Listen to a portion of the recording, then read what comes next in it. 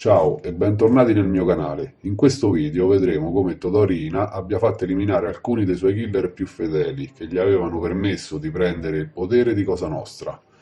Prima di cominciare vi invito ad iscrivervi al canale e attivare la campanella e vi ricordo di scrivere nei commenti se avete personaggi che volete esplorare. Ora cominciamo. Parliamo dei killer più spietati e feroci che erano agli ordini di Salvatore Riina, che gli avevano giurato fedeltà e avevano dedicato la loro vita a colui che sarebbe diventato il capo dei capi. Lo avevano servito fino a quando Totò Riina li ha ripagati facendoli eliminare. Totò Riina utilizzò la sua squadra di killer più fedeli per eliminare i rivali e consolidare il suo potere all'interno dell'organizzazione mafiosa. Tuttavia, una volta diventato il capo dei capi, Riina iniziò a temere questi stessi uomini considerati capaci di tutto e potenzialmente pericolosi per il suo ruolo all'interno di Cosa Nostra. Ma capiamo come. Tra il 1981 e il 1983 ci fu la seconda guerra di mafia, con due fazioni opposte che vedevano da una parte quella dei Corleonesi, guidati da Salvatore Riina, l'altra, quella che risulterà la perdente, era dei Bontate, Inzerillo e Badalamenti e tutte le famiglie contrarie al potere emergente dei Corleonesi. Fu un vero massacro, una caccia all'uomo, dove a cadere furono solo quelli di una fazione, quella dei Bontate, Inzerillo e Badalamenti, che i Corleonesi non ebbero nessuna pietà ad eliminarli. Come diceva Riina, dovevano essere eliminati fino al 20° grado di parentela. Infatti, alla fine di questa sanguinosa guerra ci furono più di 1000 morti in Sicilia. Riina ebbe la meglio grazie proprio ai suoi killer più fedeli. Uno dei pochi che riuscì a scampare a questa mattanza in due diversi agguati fu Salvatore Contorno, che faceva parte della famiglia di Santa Maria di Gesù, devoto a Stefano Bontate, che diventò poi un collaboratore di giustizia.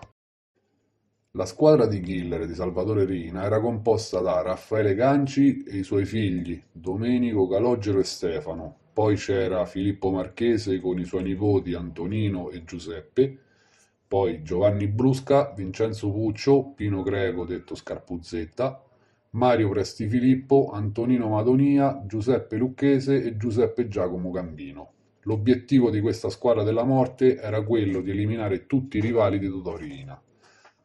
Quando Riina raggiunse il suo scopo e divenne il capo dei capi, iniziò a temere gli elementi di questa squadra, in quanto capaci di tutto, e perciò temeva che uno di questi un giorno poteva voler prendere il suo posto in Cosa Nostra. La tattica di Riina fu quella di metterli uno contro l'altro, e cominciò da quelli che riteneva più pericolosi per lui. Così cominciò dal più pericoloso, Filippo Marchese, il killer della famosa Camera della Morte, dove torturava, poi uccideva gli ostaggi e li scioglieva infine nell'acido. Riina trovò un'ingegnosa tattica, fu quella di dire che Marchese era impazzito e non obbediva più alle regole del capo dei capi.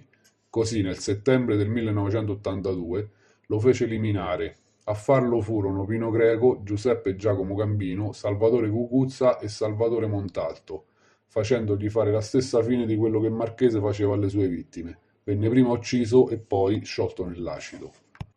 Poi toccò a Scarpuzzetta, Pino Greco. Era un killer infallibile, scaltro e astuto. Era visto con molta ammirazione nell'ambiente. Era devotissimo di Totò Riina e non si era mai opposto a qualsiasi richiesta del capo e soprattutto non aveva mai avuto in mente di prendere il suo posto in Cosa Nostra. Ma non bastò a salvargli la vita. Così nel settembre del 1985 Riina usò la stessa tattica che aveva usato per Filippo Marchese, e cioè che Scarpuzzetta ormai era uno fuori controllo, e incaricò due grandi amici più stretti di Scarpuzzetta, Giuseppe Lucchese e Vincenzo Puccio.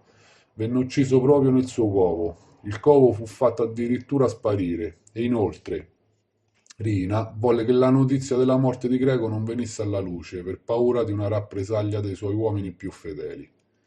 Infatti, quando la notizia della morte di Scarpuzzetta uscì fuori, un altro membro della squadra della morte, Mario Prestifilippo, si lamentò con Riina e questo bastò a farlo uccidere. Venne infatti ucciso per le strade di Bagheria il 29 settembre del 1987 mentre era in moto. L'altro che si lamentò poi con il capo fu Vincenzo Puccio. e così Rina decretò anche la sua eliminazione. Venne ucciso in carcere l'11 maggio del 1989 dal suo compagno di cella, che era niente di meno che Giuseppe Marchese, fracassandogli la testa con una padella in ghisa. Lo stesso giorno venne ucciso anche il fratello di Puccio. Qualche anno più tardi Rina aveva commissionato la morte di altri due killer, Giovanni Brusca e Salvatore Madonia, ma con Rina, che era già detenuto, i due vennero risparmiati. Bene, grazie di avermi seguito fino a qui. Se il video ti è piaciuto ti invito a mettere un like e ad iscriverti al canale per restare sempre aggiornato sui nuovi video che usciranno e ti invito anche a guardare gli altri video già presenti. Spero di rivederti presto nel mio canale.